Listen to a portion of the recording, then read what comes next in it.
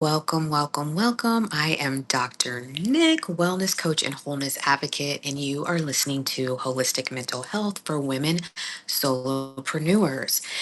And today, before we dive in, my beautiful guest, Janeka, and we both are feeling like we need a moment. So we are just going to, right? This is holistic mental health. We are going to take a moment. Janeka is going to lead us and so I hope you'll join in with us for this nice pause and breath moment.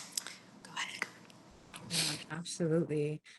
So, just want us to take a moment to take a deep breath, inhale, hold it, and let it go.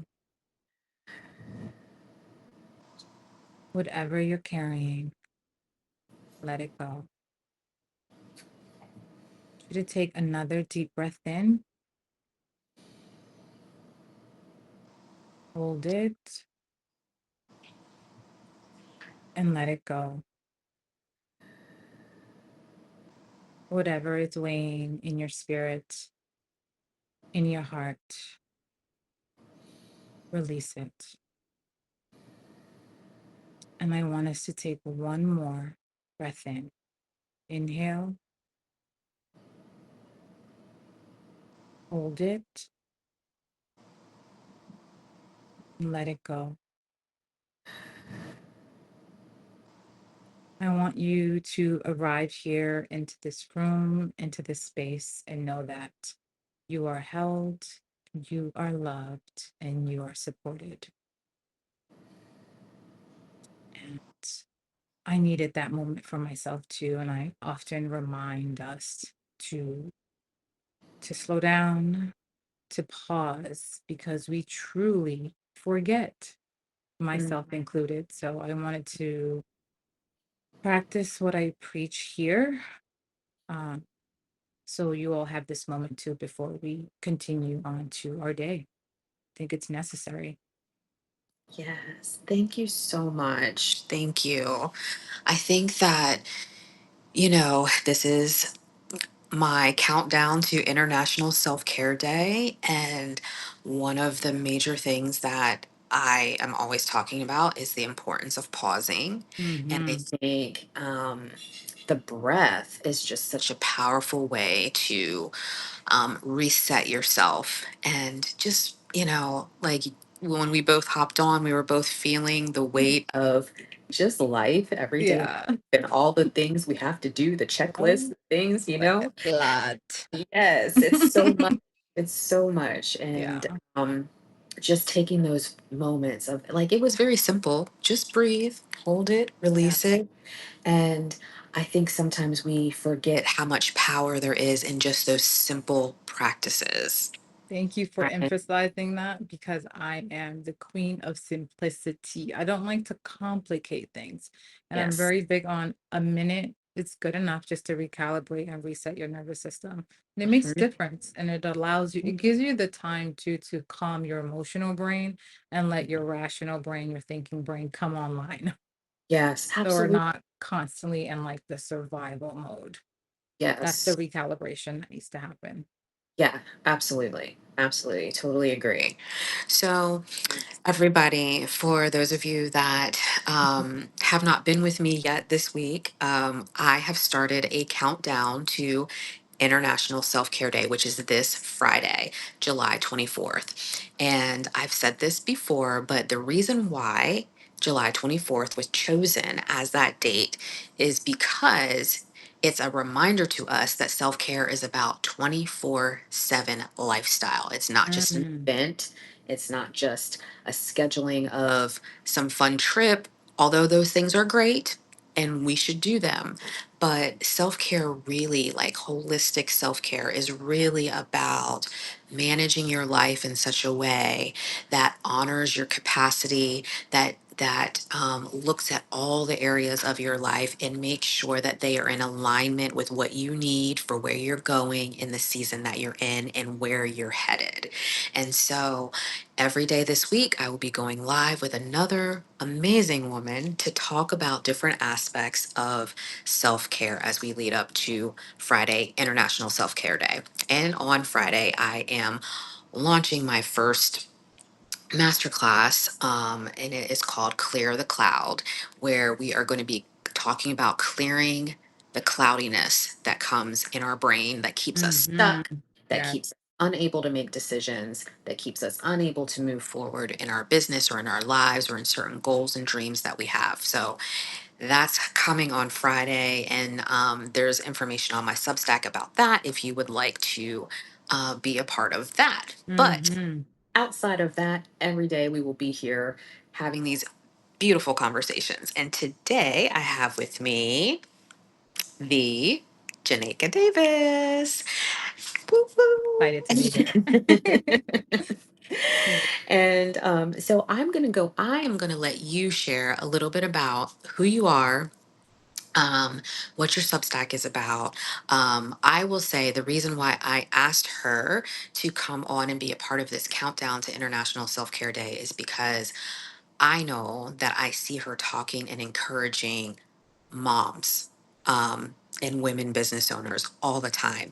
And I actually received a few questions from people who were saying, can you speak to um, mom guilt as it refers to taking care of yourself?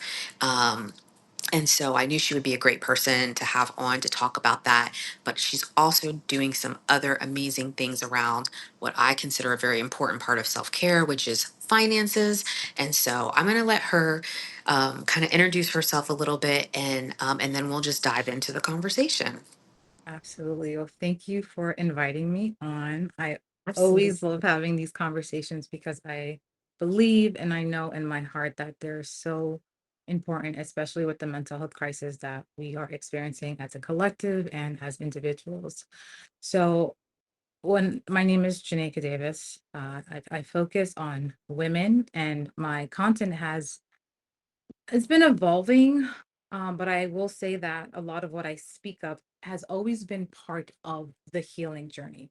So now I have it structured now where I have like what I'm referring to as the 5M self mastery model, where you have to focus on 5 elements, which is your mindset, really understanding what your mindset is, whether you have a fixed, a growth, or a flexible mindset. And I start with mindset always because we are so conditioned from such a young age to like sacrifice ourselves for our family, to sacrifice ourselves for our partners, and to be all giving. And honestly, we're just depleted from so much giving that we don't even know how to give to ourselves. So I always start with the mindset to really understand, how do we get here, how do we get to this point? And then also I also start with the mindset because then there's also religious conditioning. So it's like that's also something that needs to be broken down, and that's also been integrated into our, societal way of being, or how we think about ourselves and each other. And then your mission, like why do you do what you do? That mission piece is so important because that is the fuel that keeps you motivated. And whatever it is, whether you want to, your business, whether it's, being a mother. So understanding and really being clear on why you do what you do will Mhm. keep you like just going. Without that piece, we feel a sense of unfulfillment. Yeah. Yeah. So, and then also number three of like the 5M self mastery is having meaningful relationships. None Mhm. of us can thrive without our people. Like you need to have a good community, and the community needs to be the community within your home. So like your spouse, your partner, your family, because we have a lot of toxic family members. And this one is always a tricky one when we talk about family members, because I always say you can love family from a distance, and understanding that there are family members who just do not see your vision and do not understand like what you're passionate about. People who don't understand will constantly be instilling like making you fearful. Like, why are you doing that? That might not work. You might, you might fail. They're projecting their own insecurities and fears into you. So that is really important. The quality of your relationships is really important, and who you surround yourself with. Like, you need to know who your people are. Even here on Substack, who are your people here on Mhm, Substack? Who are your people mhm. on all the other social media platforms? Like, if they're not encouraging you to grow or to be better, they're not encouraging you to get, really figure out who you are and what your mission is, then you need to reevaluate that. And a lot of us don't reevaluate because we don't want to lose the relationship. Sorry, Yeah, but sometimes that's the cost. Sometimes that is the cost. it And is. yeah, and if you want growth, you got to be willing to, take some risks and lose some Mhm. relationships. So that's Right? also something we have to understand when we're on this path. And Yeah. then meaningful work. What are you called to do? What have you been called to do? Like, being clear on what that is. And I feel like that's why so many of us are entrepreneurs, because we feel called to this work, Mhm. and that also adds to the fulfillment piece. Like, those are four elements thus far. And then the fifth Mhm. one is money. It's a tool. We Yes. all need it to survive. We all need it to pay our bills. None of us can survive without it, because that is the structural system that's been created, right? So, Absolutely. but I think many of us have to heal our relationship with money and Mhm. understand where those beliefs come from. Yeah. So this is the framework that I use, and it's the roadmap for holistic wealth, because wealth is not only about money. Wealth is Mhm. about everything I just mentioned, and all these things affect your mental health and well-being. Without one, you are out of alignment. I love it. It's beautiful. I well, first, I love the what did you call it? The five, I think 5M self Yeah, the mastery. 5M self-mastery 5M model. self Yes. mastery model. Yes, it's Hmm. beautiful. I love it. I love that you talk about that this is holistic wealth, and how Yeah. wealth is absolutely more than money, right? Because our relationships, our connections, Yes. knowing who we are, knowing what we're called to do, all of that is Hmm. really a part of wealth. It's a part of living an abundant Yeah. life, right? Yes. It's abundance. And I appreciate you bringing that out. And this really is self care. It is a part of caring for yourself to raise your level of awareness in Yes. all of these various areas that you're speaking about, so that we can be walking in fullness and alignment and Yes. abundance and wealth, right? And I think so many times we, as women, you and I, women solopreneurs, Yeah. you're a mother, Yeah. I'm a therapist. I'm giving out all the time. It's a constant, Hmm. constant giving out, constant coaching people. And sometimes that pattern of living, that pattern of being a nurturer, of being a coach, of being someone who is always kind of like a shepherd, like Right. shepherding the people, Right. Yeah. That's a good it's way to like, put it. Yeah. yeah, it's like you're Yeah. shepherding the people. And that cannot be sustained if you are not pouring into yourself and Yeah. making sure that all the areas of your life are taken care of, and that you are lined up the way you need to be lined up, pouring into yourself, really knowing what it is that you need for yourself, for where you are and where you're going, Yeah. right? Yeah. And that's so important, because I feel like there's a misunderstanding when it comes to self-care, that I feel like in Hmm. the mainstream, it's like, get your nails done, get your eyelash done, get your hair done. And those things are important because they make us feel good. Yeah, But for me and what we're talking about, self-care is underneath the surface. It's not just what you look like on the outside, it's the inside and the outside, absolutely. and what we're talking about here is, you, everything starts with you. Hmm. Everything starts with you, and getting clear on what it is that you want, and getting curious about yourself and why you do what you do, why you move the way you do, why you behave the way that you do. Like, getting curious about yourself, not Yeah. looking or comparing yourself to other people, because that is a losing, that is a losing, like, I don't even know what's the word, a losing battle, losing situation. Hmm. And I And I love that you're doing this international self-care. What are you calling it? Day or Yeah, day? it's Yes. International Self-Care Day, and Yes. yeah, it was established by the World Health Organization. So it's not my thing. I'm just counting it down Got it. because I think it's important that we shed some light on it. And like you Yes. said, talk about the way self-care does go beyond what Yes. the mainstream is talking about, right? We Absolutely. need to understand the depth of what self-care actually is. Um, Absolutely. And yeah. I want to mention that we don't talk about this enough. At least I have not seen it. And this idea of your aura.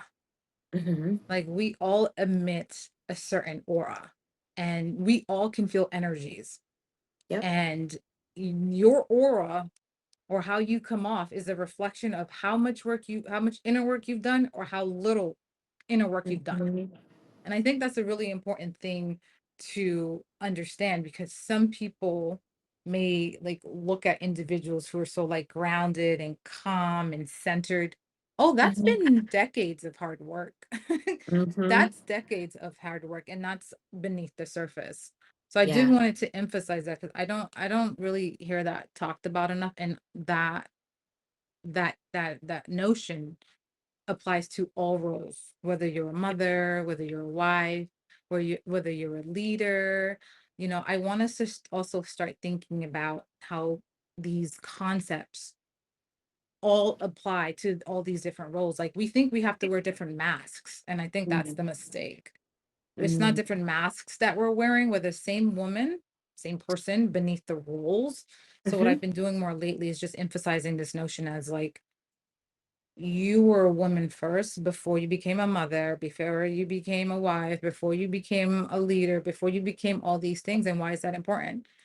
That's important because then you'll remember to drink water. Like, damn, I matter. I should hydrate. Like, I always have a cup here because I'm gonna forget if Right. hello, how you doing? Like, this is intentional. Yeah. Intentional. Like I said, grab your water. If I do not, I will be dehydrated for the next few hours. Like little things like that matter you know Absolutely. yeah, so I'm very much of and I'm trying to emphasize and I've been trying to figure this out for the longest, but I feel like I've finally arrived because yes, I've been talking to mothers directly for a while, but also I'm speaking to the woman who is a mother because I'm also Mhm. speaking to the woman who is a leader because I'm Yeah. also speaking to the woman who is a wife, right? But Yes. like we haven't made this distinction clearly in our society. And that's what I've been trying to do with my work and even with the position and like, who am I talking to? I am Mhm. talking to women. And lately I've been saying I'm talking to first generation women because I'm a first generation woman who did not have a roadmap for how to get to where I've gotten to. Like, Yeah. how do you get to this place without a roadmap? And if you don't have parents who are emotionally involved in your life, if you've not had someone who's done it before, Mhm. so if you don't have a healthy blueprint for how to be a mother, you're going to struggle when you become a mom. And Mhm. if you've not worked on yourself before you became a mother, if you've not worked on those, that trauma, it is going to be triggered in the relationship with your child and with your partner and with Yeah. if you're a manager, it will be triggered at work too. Because I'm a manager, I oversee about 20 employees, and I see their traumas that has nothing to do with work, and Yeah. it's at work. Yeah. They're living out things from their past, from their home, from their environment, and I'm seeing it. Absolutely. It's because, in my leadership work, which my leadership projects are called mosaic leadership. Why is Yes. it called mosaic leadership? It's called mosaic leadership because there are many pieces of us Yeah. that we That bring part. to the table, right? Yep. Mosaic. When you look at a mosaic, a piece of art, I'm an artist, so that's why it rings true for me so deeply. But Yes. um, when you look at a piece of mosaic art, you see all these many facets, many different pieces. Mm-hmm. And they've often been broken pieces of glass, stone, tile. That's us. We have Mm-hmm. all of these many pieces of us broken. Some are sharper than others, some are different colors, Yep. different shapes, different sizes. Well, when you look at a mosaic and there's a missing piece. Mm-hmm. You can see it. you're like, oh wait, what's happened right here? Right. And the thing is, when we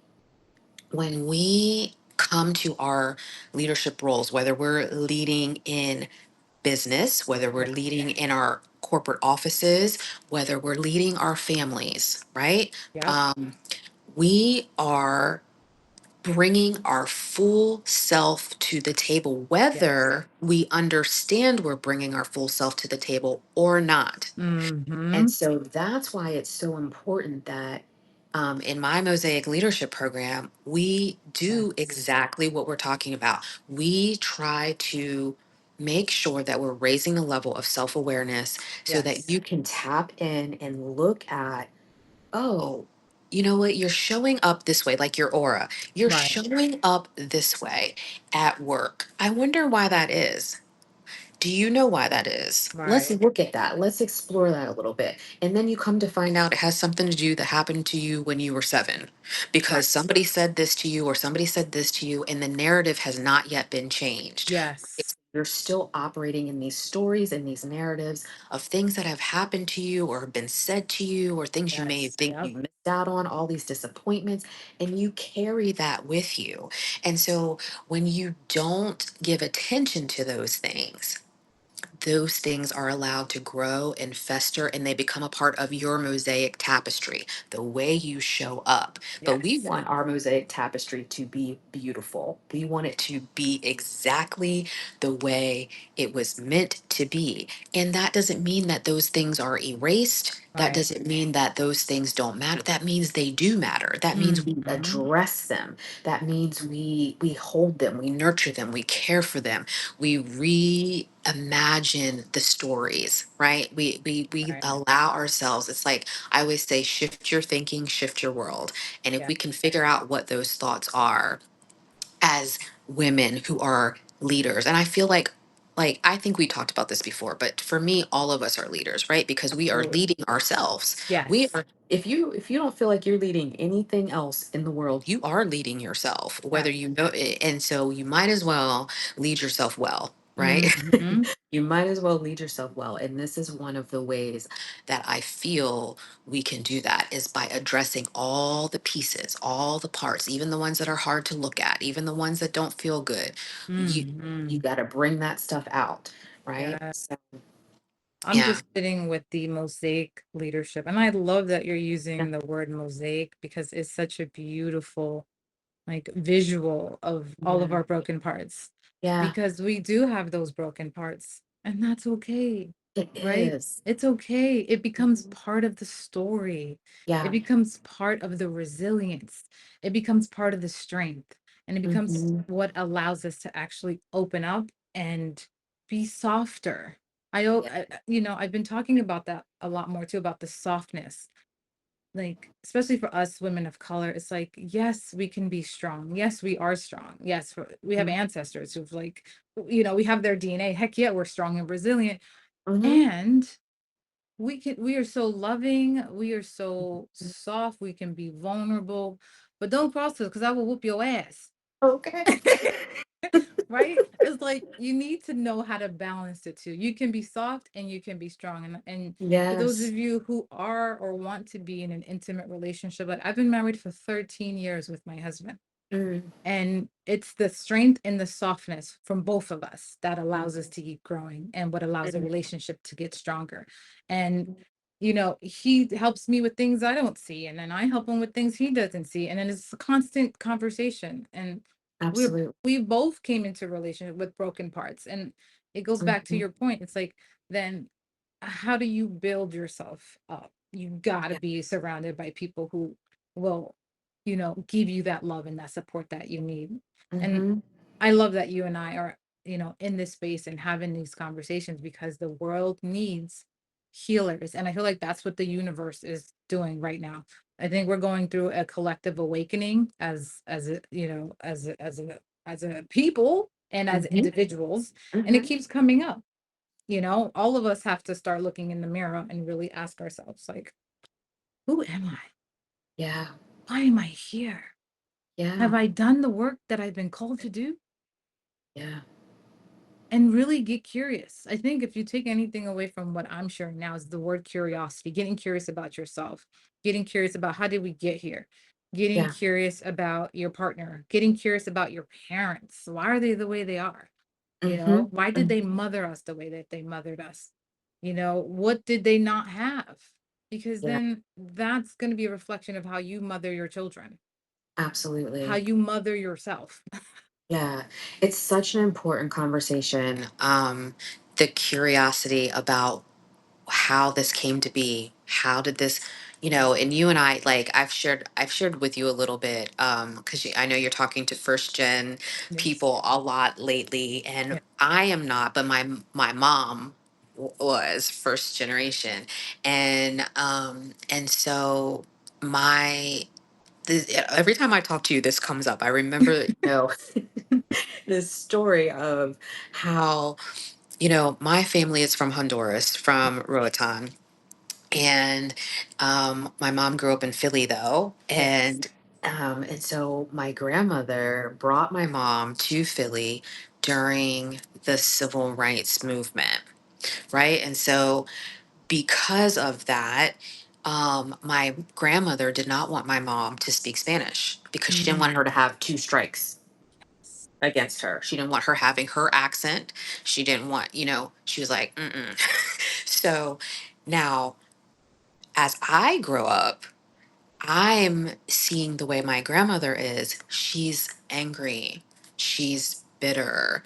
She's kind of mean. She's very, puts a lot of pressure on me, a lot of judgment on me, a lot of like, you're too this, you're too black. Why do you wear your hair like that? That's too black. Mhm. Right?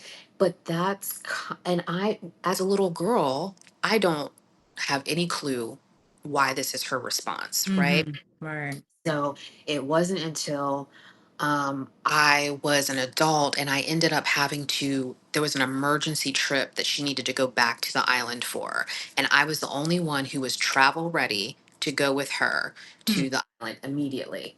And so I went with my grandmother back to Roatan, and I'm seeing as an adult for the first time where she grew up, meeting people that she grew up with, Mm. hearing how she speaks about them, hearing how they speak to her, hearing stories from them of their childhood, her sisters, her cousins, and I'm hearing all of this, and I'm like, oh, Mm. oh, I'm like, this is why, because she had cousins that were able to pass as white and she was treated poorly. And she came to the US. It was a deception. They're like, oh, we're going to send you to school. We're going to do this. And it was really just so she could become basically an indentured slave, like cleaning up for people. And like she never got to go to nursing school like she wanted to because it was all deception getting her to the US. And so as an adult now, I'm looking back at that and I'm like, Mm. oh, all of these narratives that my grandmother spoke to me that I internalized, and then I rejected my culture because I'm like, I don't want anything to do with that because they're mean, grandma's mean, da, da, And so now it's all flooding back to me of like, oh, this is why, right? This is Yeah. why my grandmother is the way that she is because she was hurt, she was Yes. wounded, she was deceived, she was this. And I think that, and unfortunately, she never really, she's still with us, but Mm. she's never really gotten the healing, she's not really changed her demeanor, and so we don't necessarily have like the closest relationship, but Yeah. I have understanding Yeah. now, right? I have understanding, and so those things that maybe I held on to, I don't have to hold on to them anymore. There's a different narrative Yeah. now, and sometimes we don't allow ourselves to go into our stories, the Mm. stories of the past, Mm. digging up, as you said, the curiosity Right. of why. Okay, yes, I'm estranged from this person, but why? What Mhm. happened? And sometimes you may not get the fullness of stories all the time, Right. but you can address your part of it, right? Your side of it and how you're going to respond Yes. to whatever information you have, because as we talked about in the beginning, it shows up. Yeah. If you don't address these pieces and these parts, these hurt, these Yes. splinters that get in there, it's going to show up, Yes, it is. Yes, right? it is. Yeah. Oh my gosh. You said so many amazing things. And thank you for sharing that story because as you were sharing it and you talked about her anger, I was like, oh, relatable. And I'll share more on that later. But I immediately thought, see, that's what we're talking about here, as far as like when you do not fulfill those parts of yourself that you Hmm. feel need to be fulfilled. You Hmm. do become angry. And Yeah. it gave you compassion for her. The Hmm. understanding of her story and her upbringing gave you compassion to see her differently. Yes. And that's the same thing that happened with me and my parents, definitely specifically my mom, because I grew up with uh there's 13 of us. I was the fourth oldest. So I was taking on responsibilities of like taking care of children. I always remember this time when I went to school and I had to ask my professor if I can, this I have to watch my brother. Can he sit next to me? Like I have Mm-hmm. that vivid memory of like the kids were always with me, so I Hmm. had the responsibility of being the eldest. So I was angry, yes, as I got older. And I'm like, why was I so angry? And thinking about your grandma too, I did not get to live out my teenage years. That was taken from me. Yeah. So there's a grief, there's a loss of like not having attained or not having experienced something that you should have. Hmm. And then we can even bring this example into moms who are so busy, we're constantly busy, but there's a yearning that we want to build and we want to create because we are creators, we are entrepreneurs. Now those feelings never go away.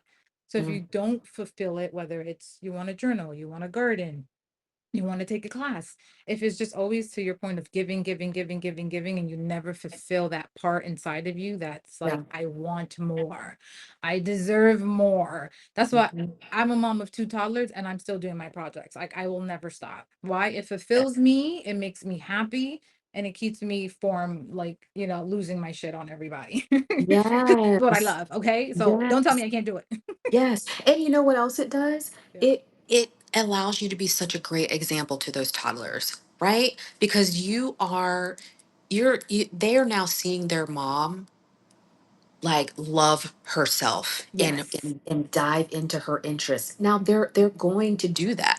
They're just going to, because you're planting those seeds in their lives, and hopefully they're not going to have some of these conversations that we're having and these narratives that we're having of prioritizing themselves, because it's going to be an automatic, like, this is just what we do. What do you mean? Like, that's just what we Absolutely. do, right? Because you are taking that step and doing that. Absolutely. Hmm. Yeah, and it goes back to breaking the cycle. Like in our Hmm. families, we have to make the choice. Either, it's hard to break away and to be Hmm. like, I'm gonna do something different. Like I had Yeah. to move away. And lately I've been reflecting on the environment and how important it is. I talk about your inner environment and I talk about, the external environment. Like I moved so that I could have the space to expand, so I could have the space to ask those questions. Yeah. Because I remember growing up, I'm like, damn, it's just noisy all the goddamn time. It's just, there's so many kids, there's always so much to do. I'm like, I can't even think. So I remember when I met my husband, it was the opposite. I was like, damn, it's too quiet. I was like, I'm getting like self-conscious. I'm like, should I be talking? Should I be saying something? I'm like, what is happening? I got the opposite. But, I had to learn how to get comfortable with the silence. And Yeah. a lot of us are what? Distracted, busy, deflecting, finding things to do, not getting Hmm. curious enough, wondering what other people are doing with their lives, trying to keep up with the Joneses. Yeah. I don't have time for that shit. Yeah. And we need to make time for ourselves. So the essence of the work that I am doing is self-mastery and redesigning your life, because it's essentially what I've been doing for the past 13 plus years. And it Yeah. has served me well. And now that I've worked on all of that, now I'm at the point of financial independence. Like I'm Yeah. debt free. Now what's next? And by Yeah. what's next doesn't mean like I'm trying to stay busy. No, it's I want financial independence so that now I can live the life I want and spend more time with my family. Mm-hmm. So that's where I'm at now. And I helped my sister I helped my sister pay off her credit card debt not too long ago. The somatic relief in her body when she Mm. paid off that debt, she called me right away, and it was the best feeling for her ever. And I know the feeling because when I paid off my student loan debt, it feels like a shackle's taking off you. Like you feel like this weight that's like, you can Yes. breathe, you Yes. know? Yeah. So, that's why I'm like, we need financial independence because that is how you get your freedom. Yeah. And also, we need to prioritize our mental health. But I notice that, at least I've been noticing these days people are more willing to pay for the financial independence and getting out of debt free than to pay for, I don't want to say all people, some people, than to pay for like support for their mental health because that's harder. It's Yeah. harder. It's very hard to go inward because you got to get uncomfortable.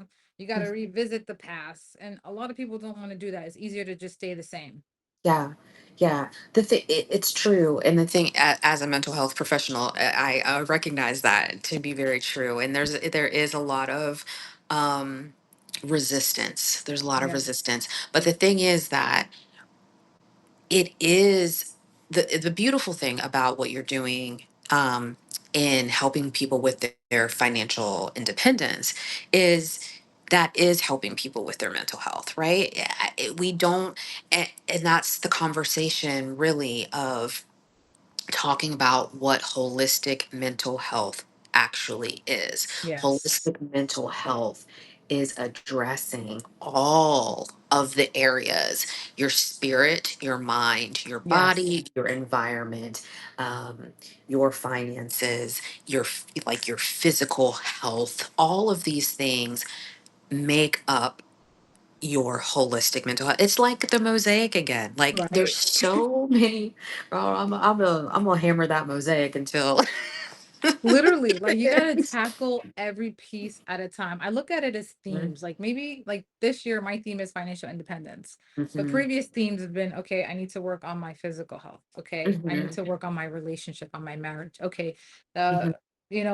I would have themes, and it's not to say that I'm not working on those things throughout the year, but I Yeah, would give more weight, or like the books that I read and like decisions like that would be more tailored to the theme. Like the yeah. books I've read this year have been five financial literacy books because that's Mhm, my theme.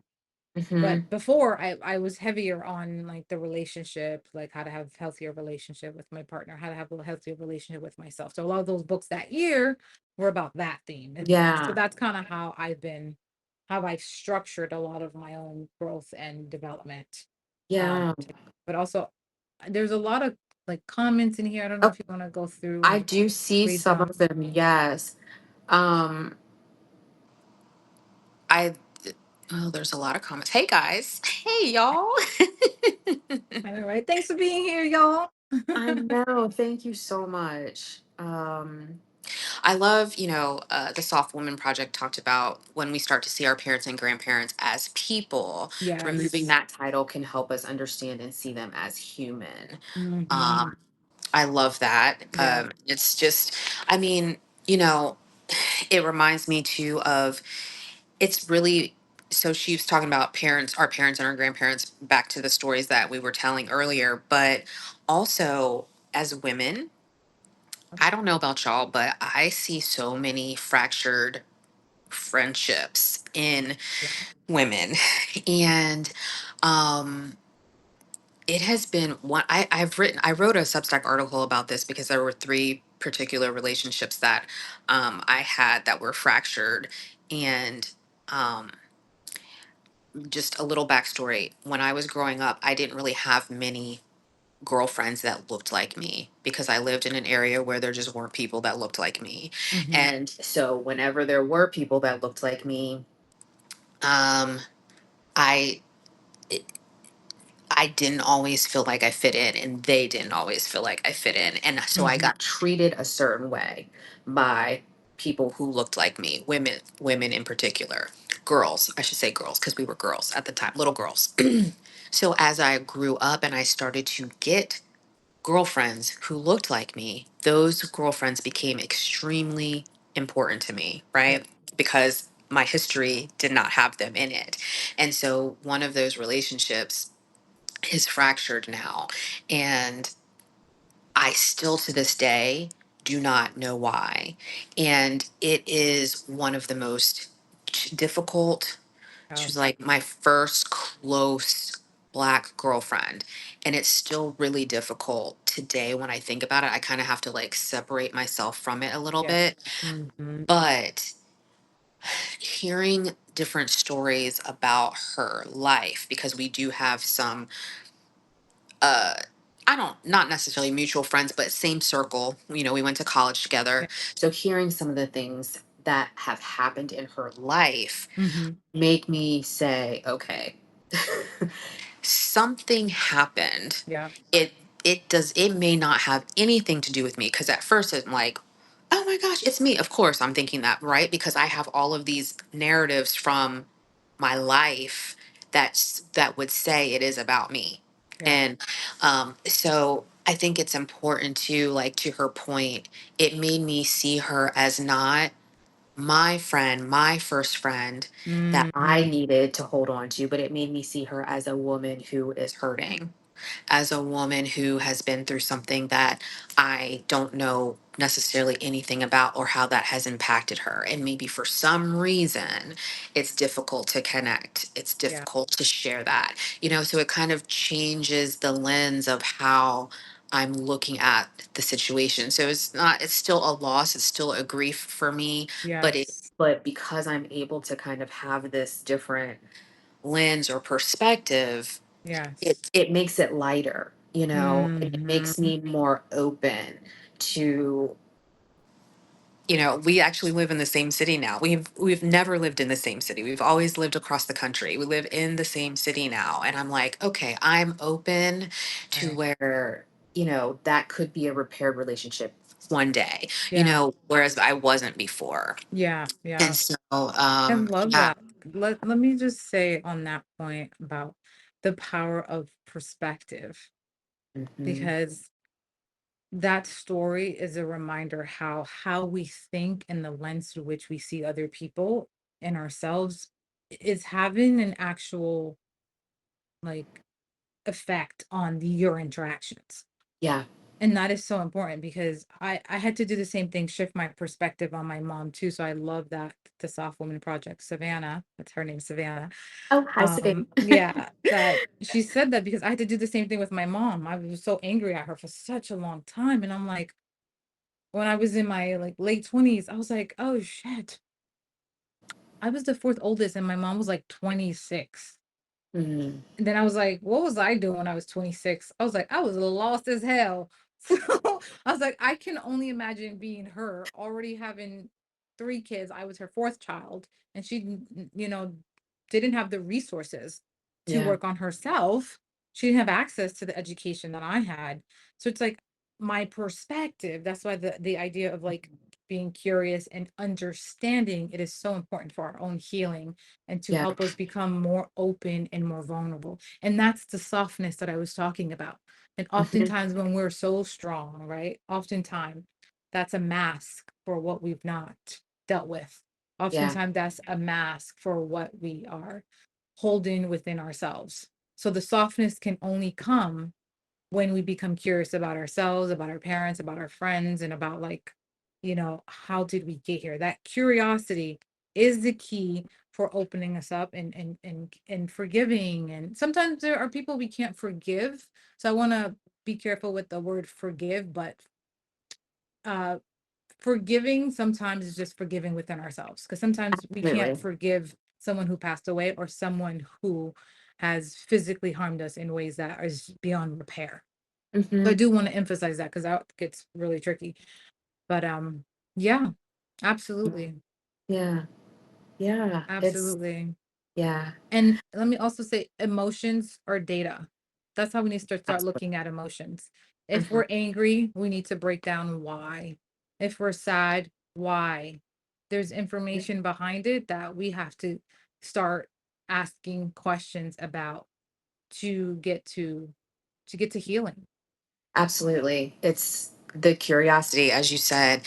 Emotions are data. Mm-hmm. Why? And also when I'm looking at other people, whether it be a group that I'm leading, a team that I'm leading, or um, out in the community. I do a lot of stuff in the community with kids, and you see people acting in certain ways. Right. I always say, Mm-hmm. wonder what happened. I wonder what's Yes. going on before I say, God. you know, Yes. why are they doing this? They're driving me crazy. Whatever it is that I want to say, I Yeah. always try to pause and say, okay, I wonder what's going on with this person. I Love wonder it. what's going on with that child. I wonder what's Yes. going on in this situation because and inevitably, I feel that when I pause and I'm able to ask that question, Yes. it may not come to me right away, Mm-hmm. but at some point, something is going to be highlighted to me, and I'm going to have a little bit more insight Yeah. into a situation that allows me to now come from a different perspective. Yeah. Whereas if I react and I'm Yeah. like, yo, what is going on? Like, you gonna stop disrupting my space, whatever. If I do Okay. that, then that shuts us down, and I'm not gonna realize anything about them except for be more hyped up and ready to pounce on them, right? Hello. Listen, So you that's are why the pause. reminding me. Yes. Listen, that pause, I'm telling you, and you telling us, all right? I remember being in this class, Intro to Psychology, and the professor said this word heuristics. And I was like, oh, interesting. And it's where our brain takes shortcuts to make quick judgments. So if we see someone with a Mm, lab coat and they're not a doctor, we're just like, oh, that's a doctor. Because the brain is mm, taking, like, trying to give you information quickly. So it yeah, makes it just analyzes things quickly and just whatever it thinks comes right away. mm, Heuristics. I was like, oh, that's mhm, interesting. So that pause is necessary so that we can think. It gives us time to think and to activate the prefrontal cortex, right? And mhm, then I thought about what my emotional intelligence professor said, this framework, which is essentially what you're saying.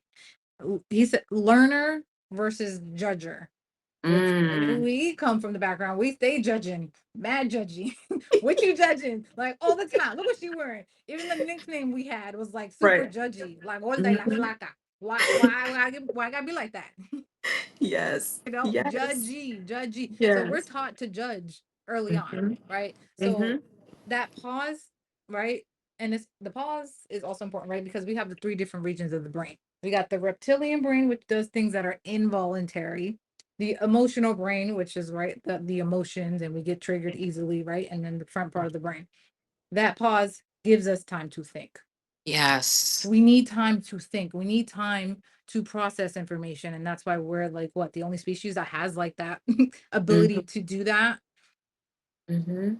And I don't think we emphasize that enough. And it's very important in our culture because we've been taught to be very reactive. Yeah. Yeah. Yes. And Mhm. those same things show up again in all the different roles, which I like to emphasize, and I probably will be emphasizing for the rest of my life. It will show up for you as a mother. It will show up for you as a leader. Yeah. I have I've had several bosses that I'm just like, yo, you need some therapy. I'm like, you need some therapy real quick, and I'm like, Yes. you should not be in a position of leadership. I'm Right. more calm than you. Make it make sense. Which Right. that's what I was saying about the aura. You can see who has done the work and who has not. Mhm. It does not matter the role, like that conditioning, how you were raised, what you didn't and didn't work on, will follow you everywhere into every relationship that you have. It doesn't matter if you're a mother, it doesn't matter what the role is. You're the same Absolutely. person underneath all of it. Absolutely. Right? Absolutely. Your mosaic is your mosaic. It's Hello. all there all the time. Hello. All the time. So we We need might as some well tea. we might as well clean it up. Yes. Yes, yes, yes. Oh my gosh, girl, I could talk to you I forever. know, right? So good. I'm like with this cup, and I'm like, you know what? I'm gonna get me a cute cup because this ain't cute. Right, we gotta be cute. We gotta be cute. Hello. But listen, I wonder if anyone has any questions. We've had a lot of engagement, Yes. which has been nice. Love it. Any questions or comments that you have? For those of you, I don't know. In the beginning, I was talking about how I'm going live every day this week because Friday is International Self Care Day, and International Self Care Day. So that's 7/24. And the Mm-hmm. reason why it was established by the World Health Organization, and the reason why they did that was because to emphasize that self care is a 24/7 practice. So 7/24, July 24th, 24/7 practice. It's not an event that we schedule, it's not an appointment, it is the way you structure your life. It is the um, way we approach our lives. And the World Health Organization started it because there's so much lack of access for mental health care, for health care, and people don't around the world don't necessarily have agency in how they are taking care of themselves. So it's really to highlight that and highlight all of the things that we can do to take control of our own holistic health. So that's why going live every day. We're talking about a different aspect of self care with a different fabulous woman every day. So that's what this is. So I hope you'll be back with us. Well, with me tomorrow. Tomorrow will be a little earlier in the morning, but the rest of the week it's at the same time. Perfect. So Thank you yeah, for having me on. absolutely, girl. You know, I love talking to you. Me too. Thank you. Appreciate you.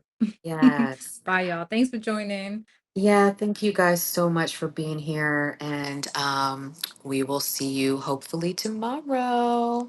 All right. Bye. Bye.